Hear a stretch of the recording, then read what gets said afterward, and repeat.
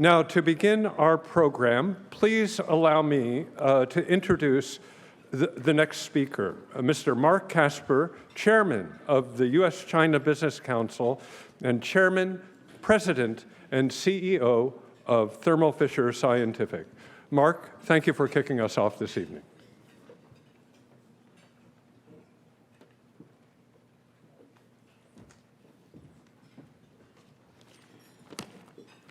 Thank you, Craig. Good evening, Excellencies, ladies and gentlemen. Thank you for joining us as we welcome His Excellency, President Xi Jinping, President of the People's Republic of China. Welcome back to the United States, Mr. President. I also would like to welcome U.S. Secretary of Commerce, Gina Raimondo. As Craig mentioned, I serve as the chairman of the U.S. China Business Council and have been a board member for many years. And the company I lead, Thermo Fisher Scientific, has been a proud member of the Council for more than a decade. The business leaders who formed this group understand that we are stewards of a relationship that is historic in its importance. And for half a century now, the Council has worked to further strengthen the relationship to benefit the people of both countries and society overall. This purpose aligns with Thermo Fisher's mission to enable our customers to make the world healthier, cleaner, and safer. We have more than 125,000 employees worldwide, 78,000 of which are in the APEC economies, with the vast majority in the U.S. and China. They all come to work each day inspired to make a difference in our world. During our 40-year history in China, we've partnered with Chinese companies and the government to improve air quality, advance health care, and ensure food safety.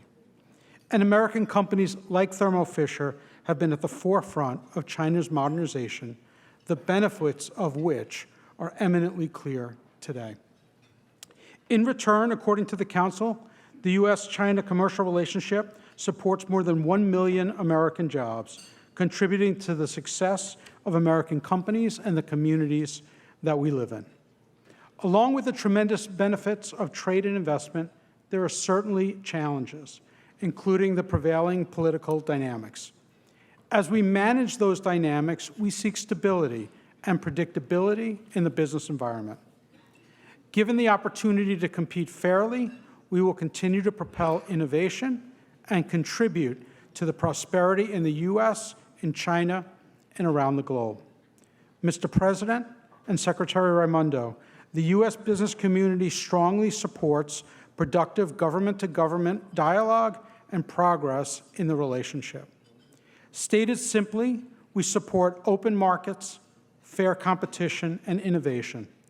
This goal can be achieved while protecting the national security interests of each nation.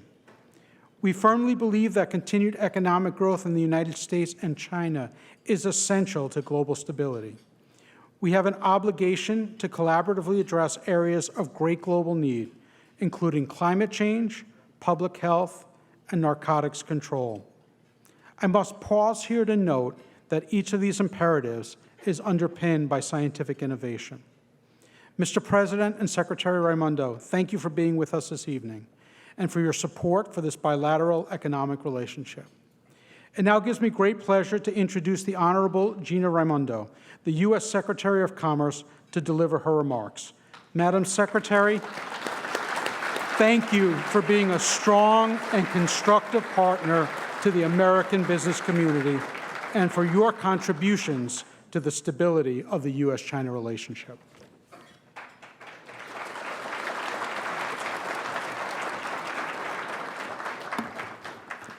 Thank you, Mark. Thank you and good evening. And thank you to all of the hosts who have brought us together this evening. And special welcome to President Xi. Welcome back to San Francisco. We are delighted to have you here this evening and so pleased that we're able to host you. And thank you for your delegation and for a very productive meeting this afternoon at Woodside. The U.S. is, of course, very proud to be hosting APEC this year. When the President took office, he came to us, his team, and he said he had two key priorities. Number one, to reinvest in America, and number two, to re-engage internationally.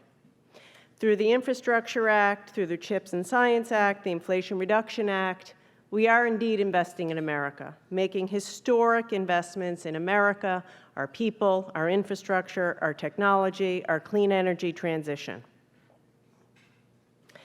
The strategy was to make some public sector investment that would draw forward a great deal of private sector investment. And that strategy is working. Large-scale investments in semiconductor and clean energy production are up about 20-fold in the United States since 2019, and we've created more than 14 million jobs as a result. So the early results are quite spectacular. And we're engaging in the world, engaging internationally through APEC and directly with China. Earlier today, I was honored to join the Woodside Summit between President Biden and President Xi. Two men have, of course, known each other for a long time, have developed a rapport, and this, in fact, was their 7th interaction in President Biden's administration. Now, of course, we all know that we have differences, and I'm not going to pretend otherwise. That being said, President Biden has been very clear that while we compete with China and other countries, we do not seek conflict, we do not seek confrontation, and we seek to de-escalate the tension.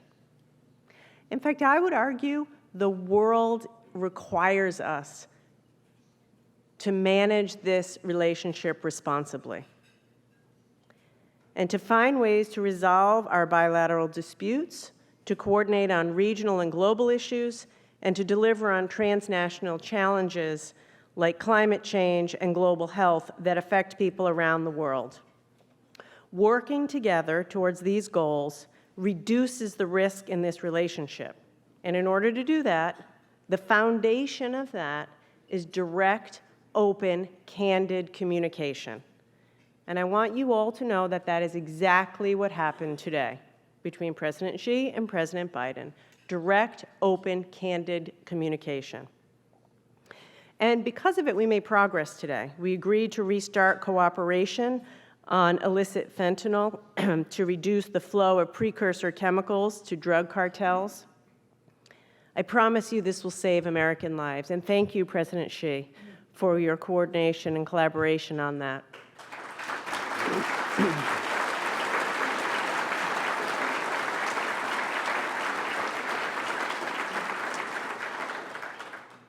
Prior to this job, I was the governor of Rhode Island, and I attended far too many funerals of people in their 20s who had overdosed and died. This cooperation will save American lives. We agreed to resume military-to-military and defense communication. Through these channels, we will manage tensions, avoid miscalculation, and prevent conflict. I think every business person in this room should have a bit more confidence that we're resuming the mill-to-mill communication because we're managing the risk in this relationship and bringing more stability to the relationship. And we agreed to work together more closely on artificial intelligence.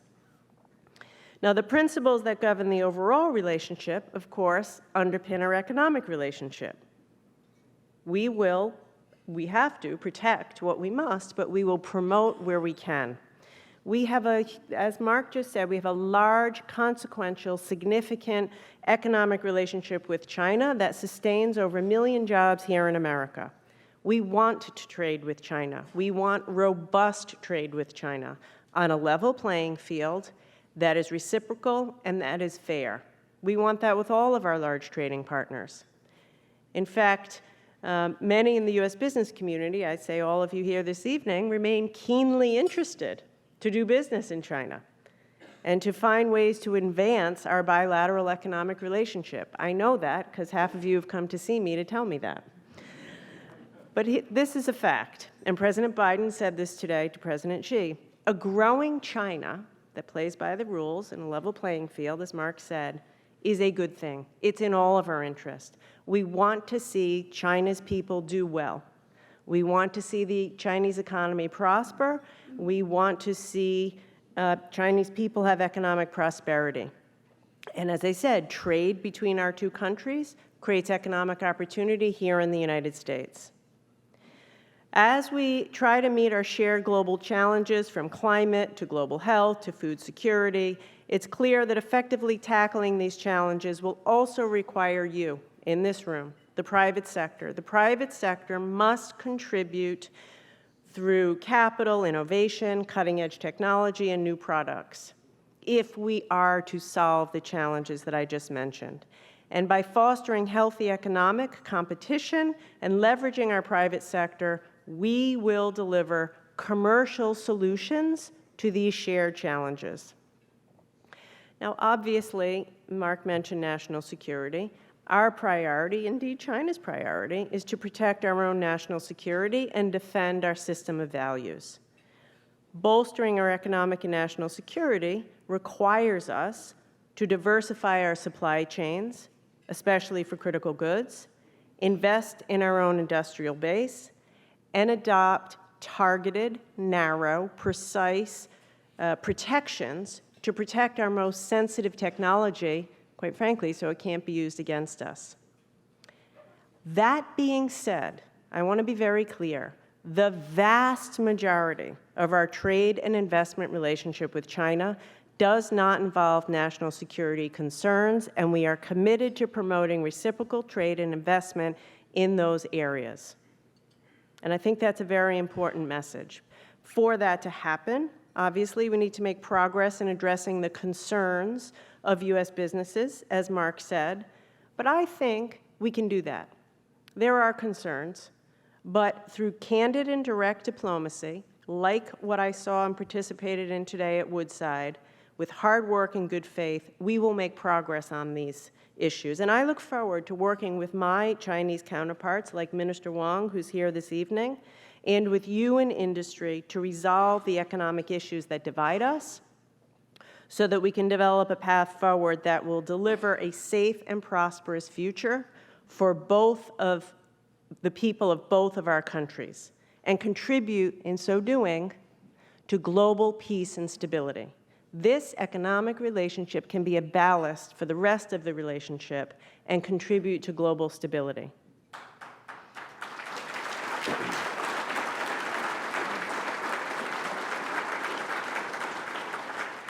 I want to end with this. When I was in Shanghai this summer, I had the opportunity to spend time at NYU's Shanghai campus. And I spoke there with college students from China, Chinese students, and U.S. students studying together, shoulder to shoulder in this classroom in Shanghai. They were optimistic. They were curious. They were candid. They asked me tough questions, actually. But I am hopeful. Being with them, seeing their candor and curiosity and hope for the future gives me hope. Quite frankly, it gives me hope that with candid discussion, being practical, and working together and keeping lines of communication open, that we together can build a foundation upon which those young people can build.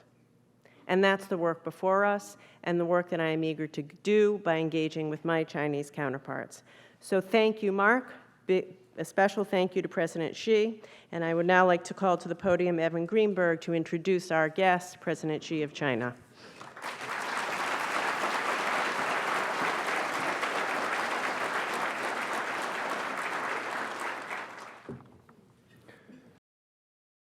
Thank you, Secretary Raimondo, for those welcoming comments, and thank you for your leadership. Good evening. I am Evan Greenberg, Chair of the National Committee on U.S. China Relations and the CEO of Chubb Insurance. Tonight, I am honored to welcome President Xi Jinping. It is fitting that we gather in San Francisco to hear from President Xi. This city is where he first touched American soil nearly 4 decades ago. In the decades since, much has changed.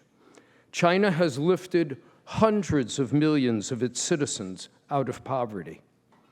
The country has emerged as a great power with influence on the world stage.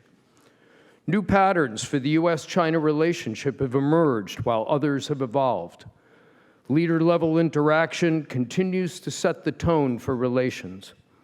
Deep interdependence has developed between both our countries, and connections have formed across a broad spectrum of our populations between students, scholars, scientists, farmers, and business people. These connections have infused vitality and ballast into the relationship. Today's meeting between President Biden and President Xi provided a powerful example of their shared support for mutual respect and engagement. Both leaders recognize that engagement is not a form of surrender. It does not mean we have to admire each other. Engagement is how relationships are built and knowledge is shared. It is how people in both countries acquire the understanding about each other and how trust is developed at a personal level. Ultimately, governments and institutions do not give energy to the relationship. People do. It's not surprising that our two governments face major challenges in our relationship. After all, our two countries have different cultures, histories, visions, ambitions, and systems of government. No leader can be expected to solve these differences, but they should responsibly manage them. Acknowledging our need for peaceful coexistence is not an act of charity or a sign of weakness. It is a wise recognition of reality. The United States and China are and will remain the two most powerful countries in the world for the foreseeable future. As the world's two most capable countries both benefit from collaborating to address global challenges, and both are harmed by ceaseless confrontation. Solutions to threats from war, disease, famine, global warming, artificial intelligence, and proliferation are much more within our reach when the United States and China are pulling in the same direction than when they are splitting apart. It was very good to see President Biden and President Xi move down that path today. It was their first contact since they met a year ago in Bali. The leaders of the world's two strongest powers need to engage more frequently with each other. The immense global challenges of our time demand that our leaders show statesmanship and shared purpose. Like many others in this room, I believe that a strong and prosperous China that supports and invests in the international system can be a force for good in the world. Ultimately, the trajectory of China's rise will be determined far more by the choices China makes for itself than by any decisions others make about it. So we are gathered today to gain insight from President Xi into his vision for the future of his country and of the relationship between the United States and China. Ladies and gentlemen, please join me in warmly welcoming President Xi Jinping.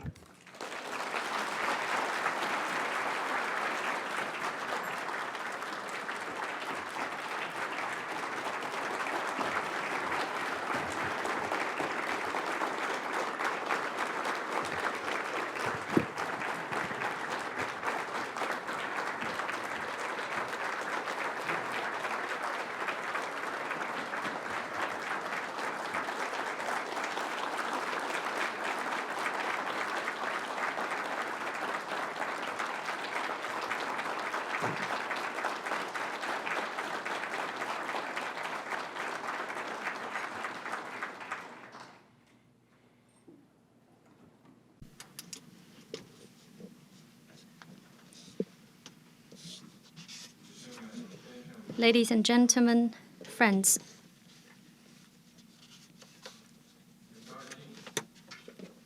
It gives me great pleasure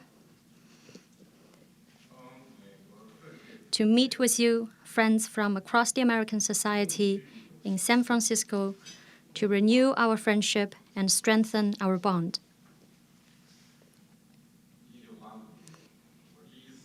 My first visit to the United States in 1985 started from San Francisco. And this formed my first impression of this country. Today, I still keep a photo of me in front of the Golden Gate Bridge. This morning, President Biden pulled out this photo and he showed it to me. I don't know how he got it, but he showed it to me.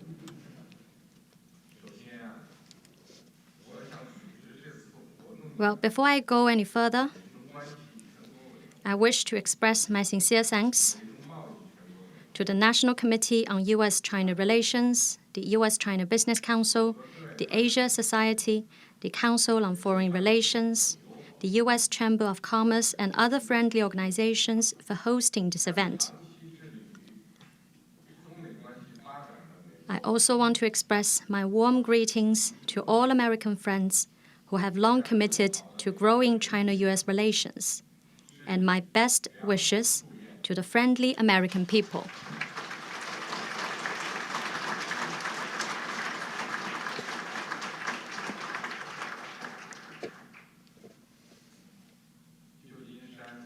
San Francisco has borne witness to exchanges between the Chinese and American peoples for over a century.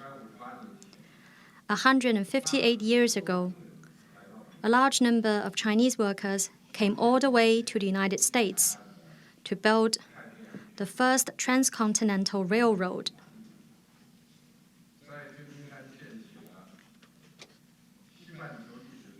They also established in San Francisco the oldest Chinatown in the Western Hemisphere. From here, China and the United States have made many achievements: $760 billion of annual bilateral trade, and over $260 billion of two-way investment.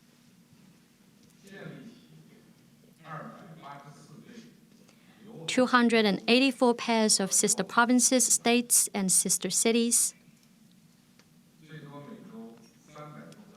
and over 300 scheduled flights every week, and over 5 million travels every year at peak time.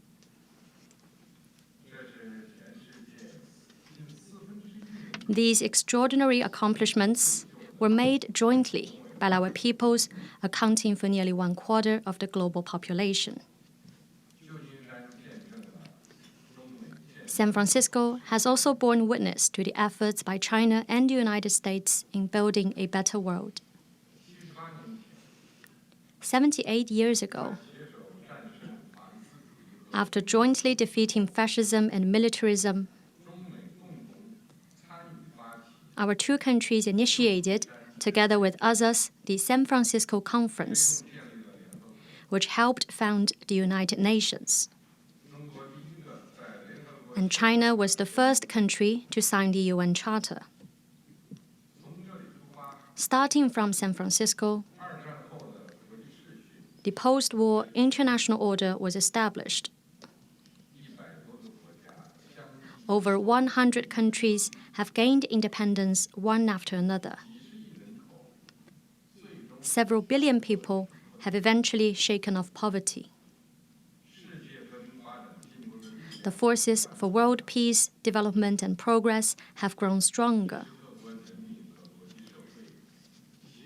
This has been the main fruit jointly achieved by people of all countries and the international community.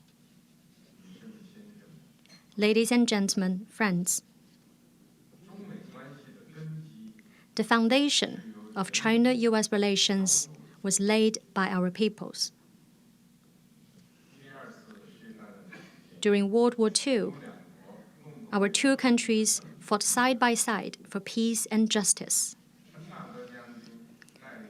Headed by General Claire Lee Chennault, a group of American volunteers known as the Flying Tigers went to the battlefield in China. They not only engaged in direct combats fighting Japanese aggressors, but also created the Hump airlift to transport much-needed supplies to China. More than 1,000 Chinese and American airmen lost their lives on this air route. After Japan attacked Pearl Harbor, the United States sent 16 B-25 bombers on an air raid to Japan in 1942. Running low on fuel after completing their mission, Lieutenant Colonel James Doolittle and his fellow pilots parachuted in China. They were rescued by Chinese troops and local civilians. But some 250,000 civilian Chinese were killed by Japanese aggressors in retaliation. The Chinese people never forget the Flying Tigers. We built a Flying Tigers Museum in Chongqing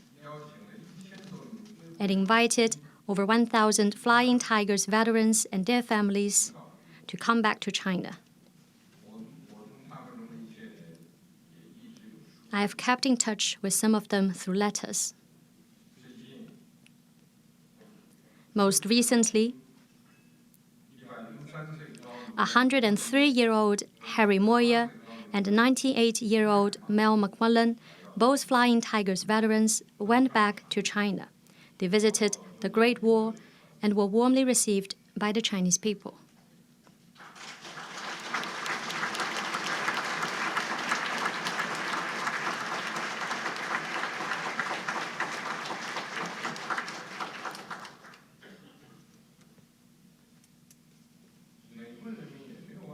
The American people, on their part, always remember the Chinese who risked their lives to save American pilots. Offsprings of those American pilots often visit the Doolittle Raid Memorial Hall in Quzhou of Zhejiang Province to pay tribute to the Chinese people for their heroic and valorous efforts. These stories fill me with firm confidence that the friendship between our two peoples, which has stood the test of blood and fire, will be passed on from generation to generation. The door of China-U.S. relations was opened by our peoples. For 22 years, there were estrangement and antagonism between our two countries. But the trend of the times brought us together. Convergent interests enabled us to rise above differences. And the people's longing broke the ice between the two countries. In 1971, the U.S. table tennis team visited Beijing. A small ball moved the globe.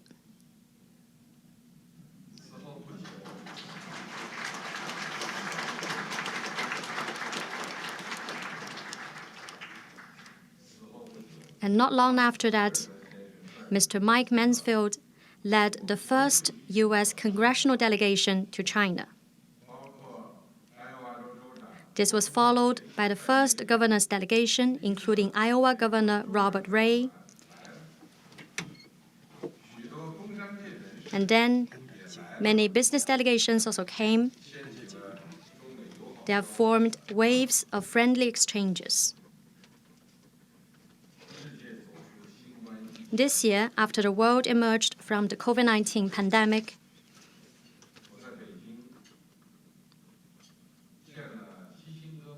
I have respectively met in Beijing with Dr. Henry Kissinger, Mr. Bill Gates, Senator Chuck Schumer, and his Senate colleagues, and Governor Gavin Newsom. I told them that the hope of the China-U.S. relationship lies in the people. Its foundation is in our societies. Its future depends on the youth. And its vitality comes from exchanges at subnational levels. I welcome more U.S. governors, congressional members, and people from all walks of life to visit China.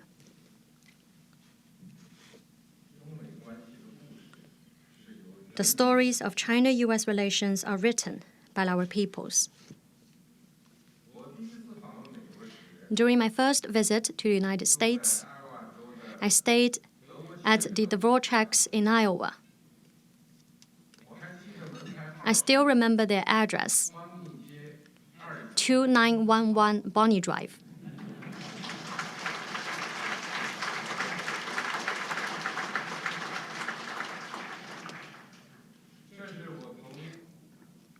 That was my first face-to-face contact with the Americans. The days I spent with them are unforgettable. For me, they represent America.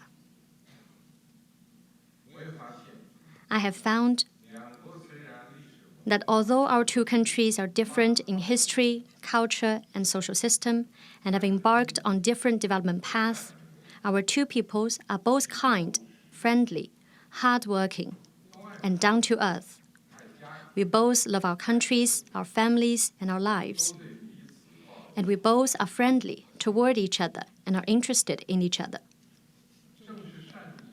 It is the convergence of many streams of goodwill and friendship that has created a strong current surging across the vast Pacific Ocean. It is the reaching out to each other by our peoples that has time and again brought China-U.S. relations from a low ebb back onto the right track. I am convinced that once open, the door of China-U.S. relations cannot be shut again. Once started, the cause of China-U.S. friendship cannot be derailed halfway. The tree of our people's friendship has grown tall and strong, and it can surely withstand the assault of any wind or storm. The future of China-U.S. relations will be created by our peoples. The more difficulties there are, the greater the need for us to forge a closer bond between our peoples and to open our hearts to each other. And more people need to speak up for this relationship. We should build more bridges and pave more roads for people-to-people interactions. We must not erect barriers or create a chilling effect. Today, President Biden and I reached an important consensus. Our two countries will roll out more measures to facilitate travels and promote people-to-people exchanges, including increasing direct passenger flights, holding a high-level dialogue on tourism, and streamlining visa application procedures. We hope that our two peoples will make more visits, contacts, and exchanges, and write new stories of friendship in the new era. I also hope that California and San Francisco will continue to take the lead on the journey of growing China-U.S. friendship. Ladies and gentlemen, friends, we are in an era of challenges and changes. It is also an era of hope. The world needs China and the United States to work together for a better future. We, the largest developing country, that is China, and the largest developed country, the United States, we must get along with each other. In a world of changes and chaos, it is ever more important for us to have the mind, assume the vision, shoulder the responsibility, and play the role that comes along with our status as major countries. I've always had one question on my mind: how to steer the giant ship of China-U.S. relations clear of hidden rocks and shores, navigate it through storms and waves without getting disoriented, losing speed, or even having a collision. In this respect, the number one question for us is, are we adversaries or partners? This is the fundamental and overarching issue. The logic is quite simple. If one sees the other side as a primary competitor, the most consequential geopolitical challenge, and a pacing threat, it will only lead to misinformed policymaking, misguided actions, and unwanted results. China is ready to be a partner and friend of the United States. The fundamental principles that we follow in handling China-US relations are mutual respect, peaceful coexistence, and win-win cooperation. Just as mutual respect is a basic code of behavior for individuals, it is fundamental for China-US relations. The United States is unique in its history, culture, and geographical position, which have shaped its distinct development path and social system. We fully respect all this. The path of socialism with Chinese characteristics has been found under the guidance of the theory of scientific socialism and is rooted in the tradition of the Chinese civilization with an uninterrupted history of more than 5,000 years. We are proud of our choice, just as you are proud of yours. Our paths are different, but both are the choice by our peoples, and both lead to the realization of the common values of humanity. They should be both respected. Peaceful coexistence is a basic norm for international relations, and is even more of a baseline that China and the United States should hold on to as two major countries. It is wrong to view China, which is committed to peaceful development, as a threat, and thus play a zero-sum game against it. China never bets against the United States and never interferes in its internal affairs. China has no intention to challenge the United States or to unseat it. Instead, we will be glad to see a confident, open, ever-growing, and prosperous United States. Likewise, the United States should not bet against China or interfere in China's internal affairs. It should instead welcome a peaceful, stable, and prosperous China.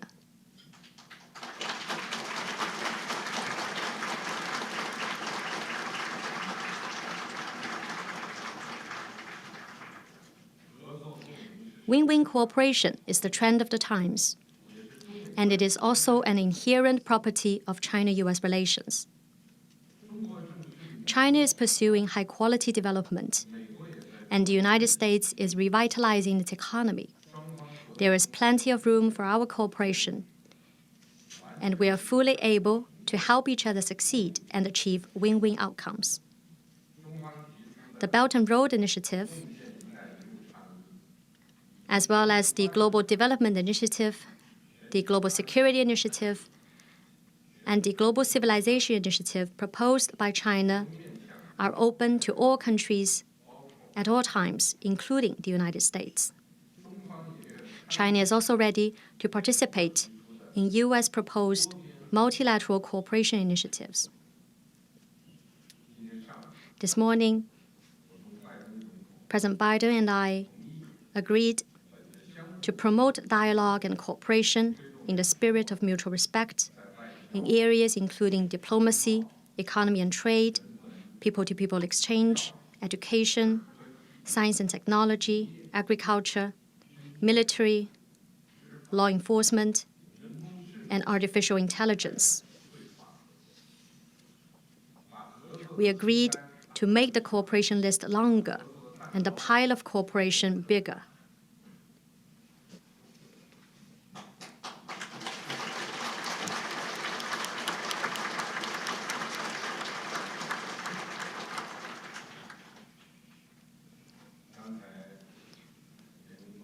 Just now, Secretary Raimondo mentioned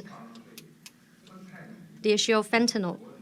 I would like to let you know that China sympathizes deeply with the American people, especially the young, for the sufferings that fentanyl has inflicted upon them. President Biden and I have agreed to set up a working group on counter-narcotics to further our cooperation and help the United States tackle drug abuse. I also wish to announce here that to increase exchanges between our peoples, especially between the youth, China is ready to invite 50,000 young Americans to China on exchange and study programs in the next 5 years.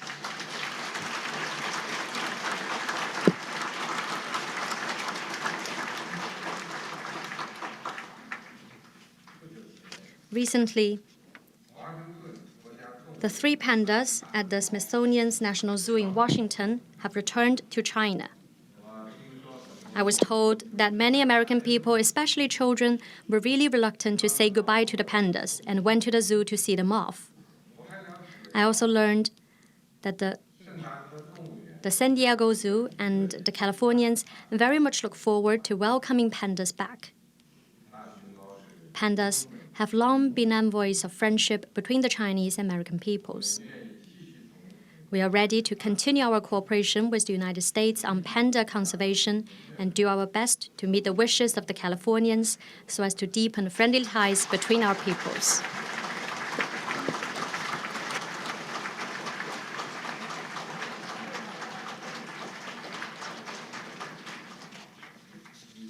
Ladies and gentlemen, friends,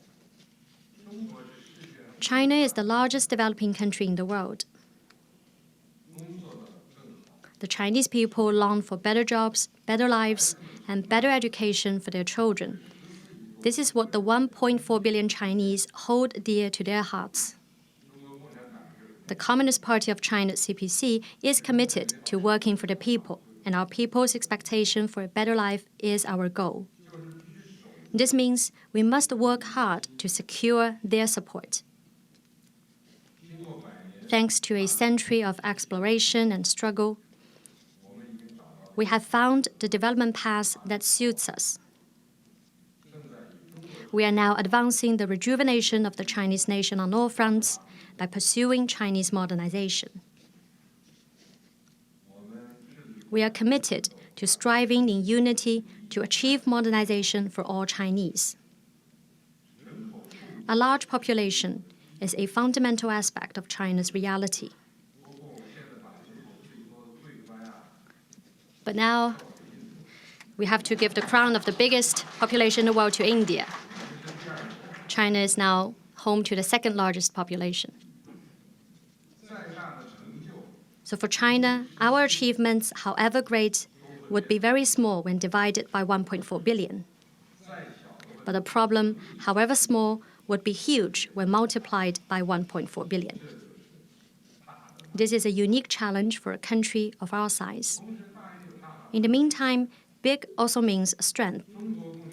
The leadership of the CPC, the system of socialism with Chinese characteristics, and the endorsement and support of the people are our greatest strength. China is both a super-large economy and a super-large market. Not long ago, the 6th China International Import Expo was held. It attracted over 3,400 business exhibitors from 128 countries, including the United States. The exhibition area of American companies have been the largest for 6 consecutive years. Modernization for 1.4 billion Chinese is a huge opportunity that China provides to the world. We are committed to prosperity for all, to deliver a better life to each and every Chinese. To eliminate poverty is the millennia-old dream of the Chinese nation. And prosperity for all is the longing of all Chinese. Before I turned 16, I was in a village in northern Shanxi province, where I lived and farmed with the villagers. I spent 7 years there, and I knew about their worries and needs. Now, half a century on, I always feel confident and strong when staying with the people.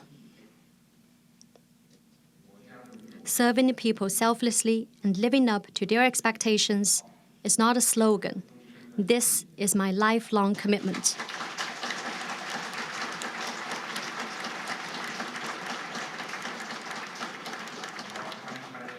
When I became General Secretary of the CPC Central Committee and President of the People's Republic of China, 100 million people were still living below the poverty line set by the United Nations. Thanks to 8 years of tenacious efforts, we lifted them all out of poverty. We realized the poverty reduction goal of the UN 2030 Agenda for Sustainable Development 10 years ahead of schedule. In this process, over 1,800 CPC members lost their lives in the line of duty.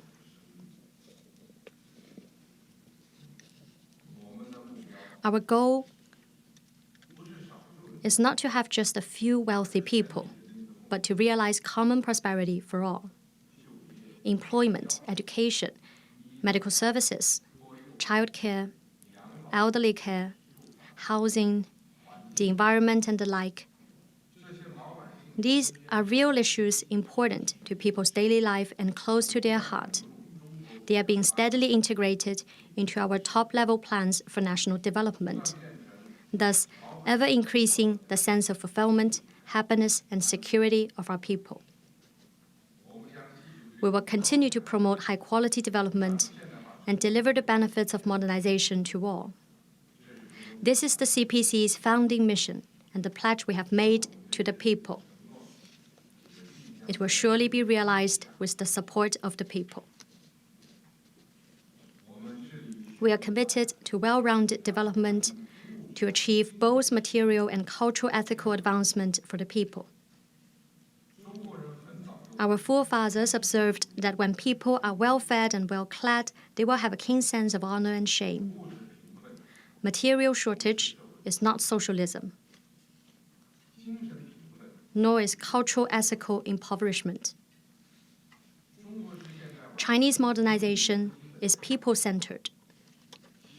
An important goal of Chinese modernization is to continue increasing the country's economic strength and improving the people's living standards, and at the same time enriching the people's cultural lives, enhancing civility throughout society, and promoting well-rounded development of the person. The purpose of the Global Civilization Initiative I proposed is to urge the international community to address the imbalance between material and cultural advancement and jointly promote continued progress of human civilization. We are committed to sustainable development to achieve harmony between man and nature. The belief that humans are an integral part of nature and need to follow nature's course is a distinctive feature of traditional Chinese culture. We live in the same global village, and we possibly wouldn't find another inhabitable planet in our lifetime. As an English saying goes, we do not inherit the earth from our ancestors. We borrow it from our children. When I was governor of Fujian province in 2002, I called for turning Fujian into the first ecological province in China. Later, when I worked in Zhejiang province in 2005, I said that clear waters and green mountains are just as valuable as gold and silver. Today, this view has become a consensus of all the Chinese people. China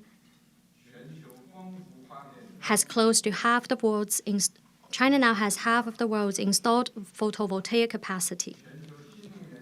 Over half of the world's new energy vehicles now run on roads in China. And China contributes 1/4 of increased area of afforestation in the world. We will strive to peak carbon dioxide emissions before 2030 and achieve carbon neutrality before 2060. We have made the pledge. We never exaggerate, but we will honor everything we say.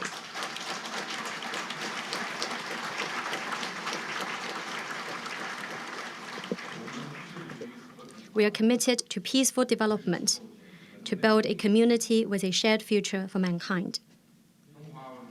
Peace, amity, and harmony are values embedded in Chinese civilization. Aggression and expansion are not in our genes. The Chinese people have bitter and deep memories of the turmoils and sufferings inflicted upon them in modern times. I often say that what the Chinese people oppose is war. What they want is stability, and what they hope for is enduring world peace. The great rejuvenation of the Chinese nation cannot be achieved without a peaceful and stable international environment. In pursuing modernization, we will never revert to the beaten path of war, colonization, plundering, or coercion. Throughout the 70 years and more since the founding of the People's Republic, China has not provoked a conflict or war or occupied a single inch of foreign land.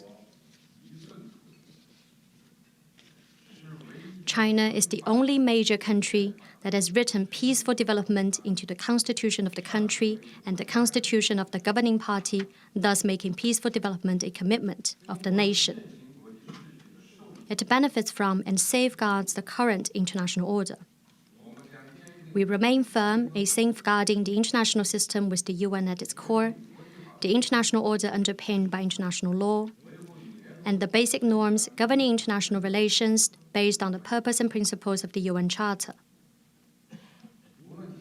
Whatever stage of development it may reach, China will never pursue hegemony or expansion and will never impose its will on others. China does not seek spheres of influence and will not fight a cold war or a hot war with anyone. China will remain committed to dialogue and oppose confrontation and build partnerships instead of alliances. It will continue to pursue a mutually beneficial strategy of opening up. The modernization we are pursuing is not for China alone. We are ready to work with all countries to advance global modernization featuring peaceful development, mutually beneficial cooperation, and common prosperity, and to build a community with a shared future for mankind. Ladies and gentlemen, friends, the passage of time is like a surging river. Much is washed away, but the most valuable stays. No matter how the global landscape evolves, the historical trend of peaceful coexistence between China and the United States will not change. The ultimate wish of our two peoples for exchanges and cooperation will not change. The expectations for the whole world for steadily growing China-US relationship will not change. For any great cause to succeed, it must take root in the people. It must gain strength from the people and be accomplished by the people. Growing China-US friendship is such a great cause. Let us galvanize the Chinese and American peoples into a strong force to renew China-US friendship, advance China-US relations, and make even greater contributions to world peace and development. Thank you.